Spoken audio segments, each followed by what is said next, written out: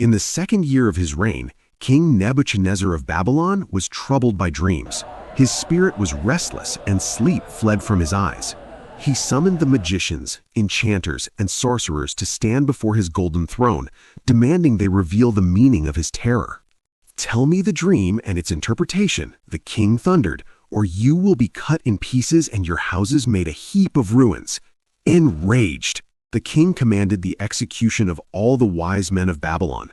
Soldiers drew their swords, and the decree went out death was coming. But Daniel, a young prophet of the exiles, spoke with wisdom to the captain of the guard, asking urgently, "Why is the decree so harsh?" Daniel rushed home and gathered his friends Hananiah, Mishael, and Azariah. Together, they fell to their knees and begged the God of heaven for mercy. In the dead of night, a blinding heavenly light flooded the room. The mystery was revealed to Daniel in a vision, and he cried out, "There is a God in heaven who reveals mysteries." "Praise be to God, who reveals deep and hidden things." Daniel rushed to the king and declared, "No wise man can tell you the mystery, but there is a God in heaven who reveals secrets. He has made known what will happen in the days to come. You saw a towering statue, majestic and terrifying. Its head was pure gold, its chest and arms silver, its belly and thighs bronze. Its legs were iron, its feet partly iron and partly clay.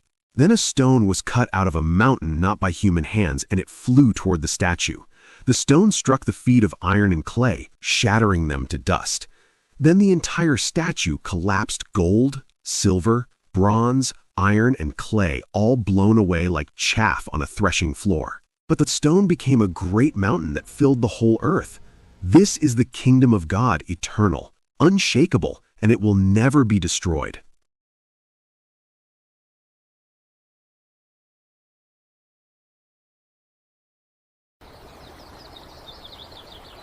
Years later, Daniel himself received a vision. He saw the four winds of heaven churning the great sea, and from the waters rose four terrible beasts, each different from the other. The first was like a lion with eagle's wings. Its wings were plucked off, and it was lifted to stand on 2 feet like a man given a human heart. The second was a massive bear, raised up on one side. With 3 ribs clenched between its teeth, a voice commanded, "Arise, devour much flesh."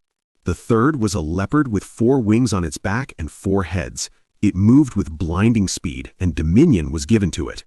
The fourth beast was dreadful and terrifying, unlike any before it.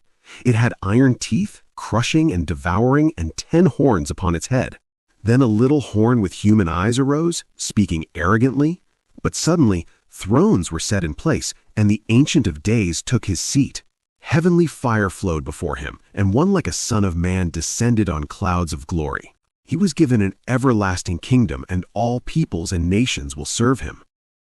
Daniel lifted his eyes again and saw a ram with 2 high horns, one taller than the other. It charged west, north, and south, and no beast could stand against it. Then a male goat flew from the west, racing across the earth without touching the ground. It had a single notable horn between its eyes, and it burned with fury. The goat charged the ram with full force, shattering its 2 horns and trampling it into the dust. No one could deliver the ram from its power. The goat magnified itself greatly, but at its peak the great horn was broken, and in its place arose 4 notable horns toward the 4 winds of heaven. From one of these came a little horn, fierce and cunning. It grew toward the glorious land and trampled the sanctuary, casting truth to the ground. Daniel heard a holy one ask, "How long will this desolation last?" The answer came, "For 2,300 evenings and mornings, then the sanctuary will be cleansed." The vision is true, and its meaning is sure. Then Daniel heard a voice, a man's voice, calling, "Gabriel," it said, "make this man understand the vision." Gabriel, the mighty angel of God, came near to where Daniel stood. Daniel was terrified. He fell face down on the ground, trembling. But Gabriel reached out, touched him, and set him upright. "Son of man," Gabriel said, "understand that this vision concerns the time of the end." As Gabriel spoke, Daniel fell into a deep sleep, his face pressed to the ground. Again, Gabriel touched him and raised him to his feet. I will make known to you what will happen in the latter time of the indignation. Gabriel declared, for it belongs to the appointed time of the end. Then Gabriel began to explain the vision. The ram that you saw with the 2 horns represents the kings of Media and Persia. The higher horn, the one that grew up last, is Persia. It would become the greater power. The male goat is the kingdom of Greece. Its great horn is the first king, Alexander the Great. When that horn was broken and 4 horns grew in its place, it means 4 kingdoms will arise from Greece, but they will not have the power of the first king. Gabriel's face grew solemn as he continued.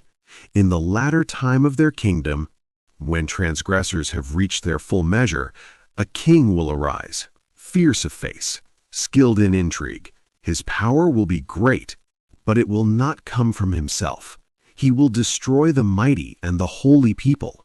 He will prosper and do as he pleases.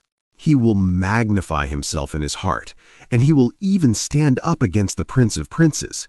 But he will be broken, not by human hands, but by the hand of God. Then Gabriel commanded Daniel, seal up the vision, for it concerns many days to come. The vision is true, and its interpretation is sure. Daniel was exhausted. He lay sick for days, overwhelmed by what he had seen. When he finally rose, he attended to the king's business, but his heart remained astonished. No one understood the vision. Its meaning was sealed for a future time.